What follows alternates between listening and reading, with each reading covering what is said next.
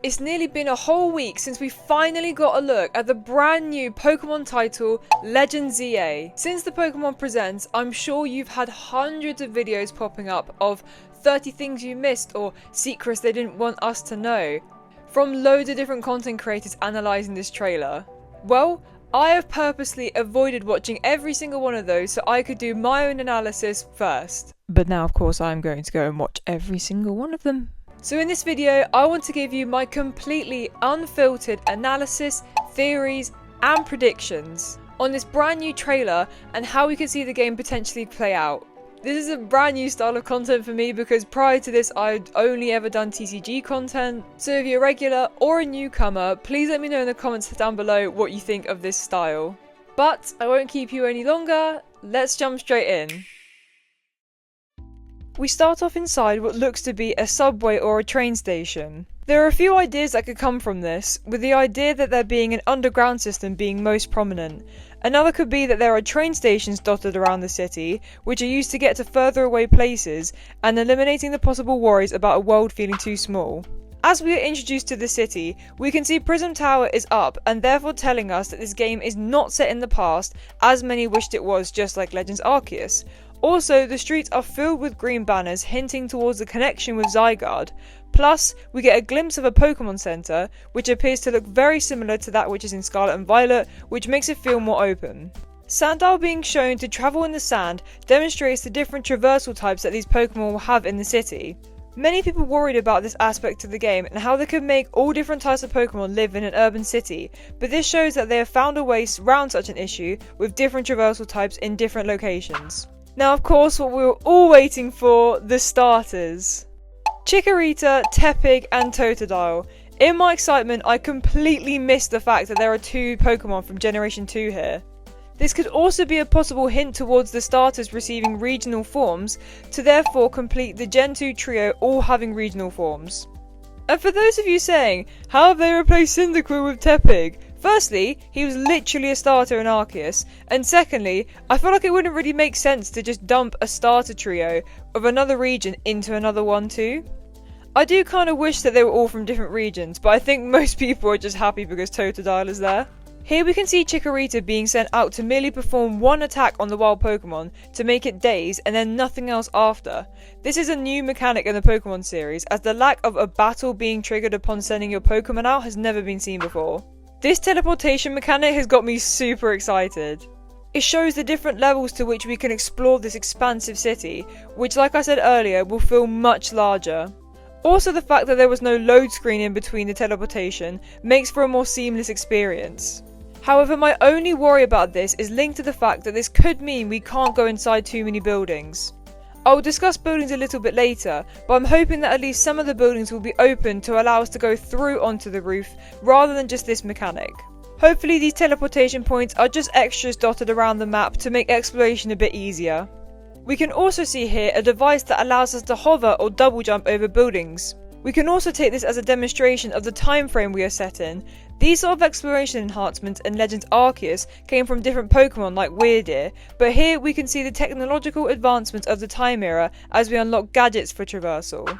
Of course, one of the key aspects of this game is the return of Mega Evolutions, and many of us were curious as to how they would implement it.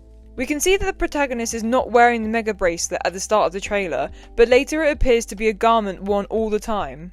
Therefore, I believe it is something that is given to us at some point throughout our playthrough, and then from that point, there is nothing to suggest that we cannot use it as and when we wish. Unfortunately, all the Megas that were shown are not new, but this does make me think that they could do a release cycle in the upcoming months with new Megas, or they just say no and then just drop them all at the same time in the new game. At the end of the trailer, we can see Zygarde in his 10% form. Seen as Zygarde is the legendary Pokemon of balance, and they stated how this game is focused on creating a city with Pokemon and humans coexisting. This could suggest that the storyline could be linked to helping Zygarde get to his complete form to achieve the balance that is needed. Towards the start and more in depth here, they are showcasing the inside of what looks like to be a mall with an array of different shops. I am hoping that this demonstrates the fact that we'll be able to actually go inside different buildings and explore. Plus, the fact that we can see NPCs walking around hints at the possibility of actually going into these different shops. Part of me is also hoping for the idea of like a day-night cycle too, where the shops have a closing time to make the experience feel more immersive. A quick glimpse of these evolution trainers all wearing the same uniform could be linked to a clan, organisation, or maybe a school system in the city. This holographic communication further demonstrates the future aspects of this game. Plus, with this type of communication, this could also possibly lead to cameos of other characters from different regions, which would be super interesting to see other characters in this time period. Chandelier better get a mega. As the starters are being shown, Totodile is seen to be stood over a river that could possibly lead to a sewer system, therefore adding a further layer of exploration. Many had speculated about sewers or catacombs, so this could be in fact true.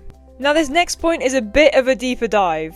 AZ is introduced to us as the hotel manager of the game. For a little bit of context, AZ was a pivotal character in the XY games as he was the creator of the ultimate weapon, which is the main focus of the original XY games. Which is another reason we can tell this game is set after X and Y, because AZ is joined by his partner, Eternal Floette. Eternal Floette is the reason he created the ultimate weapon, to bring her back to life.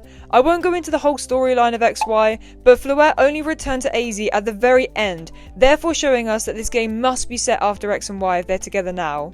Plus, due to Floette's existence in this game, we know that the ultimate weapon must have existed at some point, leading us to think that it could return, possibly needing Zygarde to restore balance. This last point I'm going to make on this is slight spoilers for Arceus, so be warned, but the fact that he was introduced to us as just the hotel manager seems very suspicious, a bit like how Benny was just the mochi guy. I have a feeling that at some point, he will take on a more focal role in the story. The different people you meet will make your time in Lumiose all the richer. This quote could hint to an open world, or it could just be like Arceus, where there are tons of side quests for you to expand the city and help with the redevelopment. As they introduce the new wild zones, we can see that they are numbered. My prediction on this is that we will have an equivalent ranking system, like in Arceus, for us to level up and therefore access these different zones, with harder Pokemon in each one. Or they could merely just be numbered to help guide you along your journey. One of the zones shown to us is on a rooftop, which makes me hope that not all the zones are going to be completely obvious, therefore making exploration feel more rewarding by stumbling across a new wild zone with new Pokemon. Now the battling is obviously a huge new factor in this game. As stated in the presents, attacks will have a set reach/area of effect, therefore creating a brand new, more action-based combat style in the franchise. We will still have the same strategy of type matching in play, but now we have the added consideration of timing, positioning, and switching mid-battle.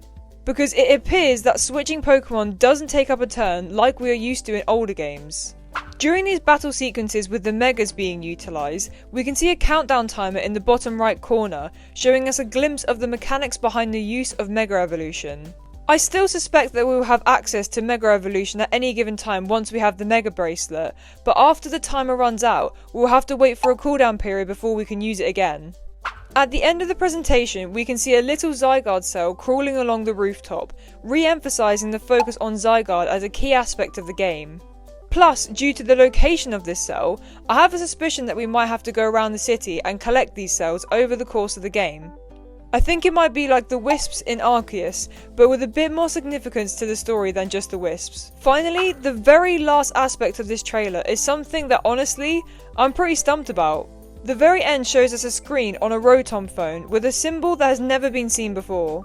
You could think of it as being innocent and just an app that's used for the redevelopment plans. However, the tone and shift in music alludes to something a tad darker and more suspicious, possibly the rise of a new antagonist organisation. Either way, it's sticking on the futuristic theme with a neon logo of Prism Tower. And there you have it, those are my key highlights and takeaways of the Pokemon Legends ZA trailer. Considering the game is meant to be coming out at the end of 2025, i.e. most likely to be November, I'm really hoping that they won't leave us in another drought for months to come. I feel like we will have to wait for like a couple of months, but then when it gets into summertime, I think it's going to start ramping up.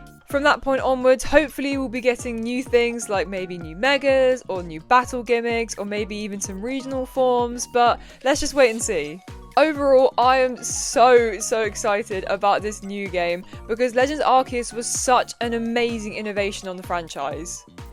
And I genuinely can't wait to see what they do in ZA to either continue or even further the innovation they've already started in Arceus with this new Legends series.